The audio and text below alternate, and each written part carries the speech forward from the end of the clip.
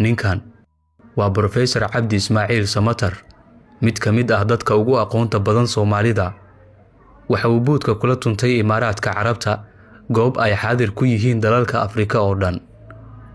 Waxa uu si geesinimo leh u jeediyay hadal aysan afka ka oran karin Afrikaanka, balse quluubtooda ka turjumaya, ilaa ay la yaabeen dhiiranaanta aqoon-yahan Cabdi Ismaaciil Samatar.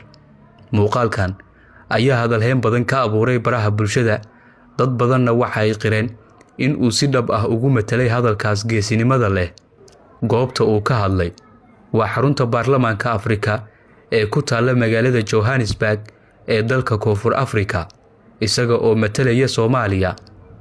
Markii ay hadalka soo dhameeyeen madaxdii Afrika oo ay ku timid Cabdi Ismaaciil Samatar, isaga oo ku hadlaya luqadda Ingiriiska, mid ka faseexsan nimankii ka horeeyay luqaddii ay ku hadleen, ayuu ku bilaabay, waxaan u hadlayaa oo aan metelayaa Soomaaliya, dal iyo dadba in ka badan 30 sano u dhibaatoonayay sida Suudaan oo kale ay u dhibaatoonayso imika. Intaas markii uu yiri, waxa uu bilaabay inuu u sii galo biyo dhaca hadalkiisa. Waxa uu luqad adag kula hadlay Imaaraadka Carabta oo uu sheegay in uu kala qaybinayo Afrika sidii gumeystihii oo kale. Waxa uu yiri, waxa jirta siyaasad dadka kala qaybinaysa, taasina boos ugama banaana Afrika. Imaaraadka Carabta waa in ay ka tanaasusho munaafaqnimada ay ku kala qaybinayso dadka Afrika. Waa inaan iska qabanaa oo aan ula dhaqannaa si mug leh. Intaas marka ay joogto, waxa uu kasbaday kalsoonida dhammaan madaxdii metelayay dalalka Afrika, waxayna u sacabtumeen si sharaf leh oo ay ku muujinayaan sida ay ugu faraxsan yihiin.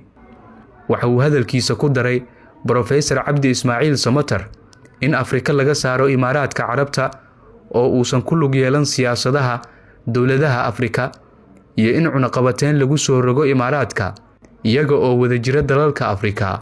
Hadalkan geesinimada leh oo uu cod dheer ku yiri aqoon-yahanka Soomaaliyeed Cabdi Ismaaciil Samatar ayaa hadalhayn badan ka abuuray baraha bulshada, taas oo kor u sii qaaday codkiisa. Imaaraadka Carabta ayaa lagu eedeeyay colaadaha ka aloosan inta badan dalalka Afrika, waxaana lagu tilmaamay in uu yahay humaaga ka dambeeya deganaan la'aanta qaaradda iyo dib u dhaca. Yemen, Liibiya, Soomaaliya ilaa Suudaan, waxaa la aaminsan yahay in uu hoggaanka u hayo Imaaraadka Carabta kooxaha isdiidan ee ku dagaalamaya, kuwaas oo hadba hub iyo sahay kale uu ku taageero iyada oo aysan qarsooneen. Waxa ay dad badan xusuustaan Suudaan oo ilaa imika ay ka socdaan colaad sokeeye oo u dhaxaysa dadka reer Suudaan, balse waa tii uu tilmaamay Professor Cabdi Ismaaciil Samatar, isaga oo ku eedeynaya Imaaraadka kala qaybinta iyo iska horkeynta dadyooga wada dhashay. Cabdi Ismaaciil Samatar waxa uu si geesinimo leh uga hadlay xaqiiqda jirta ee ay Afrika wajahayso imika.